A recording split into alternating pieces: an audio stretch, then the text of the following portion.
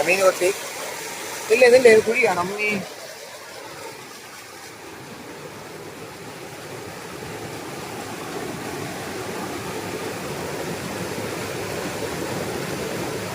കൊള്ളാന്നുള്ള ആണെന്നാണ് തോന്നുന്നത്. പ്രവീണിന്റെ ഒരു ബലപിടുത്തം കണ്ടിട്ട് പണിയും മിക്കവാറും ചൂണ്ട പൊട്ടും. ചൂണ്ട അത്യാവശ്യം കൊള്ളാന്നുള്ളൊരു മീൻ ഇട്ടിട്ടുണ്ട് കേട്ടോ. ഇത്തിരി അത്യാവശ്യം കൊള്ളാം. ചെരുപ്പ് വയ്യ, അത് വേറെ വാങ്ങാം. നീ പോ, കൊണ്ടുപോ.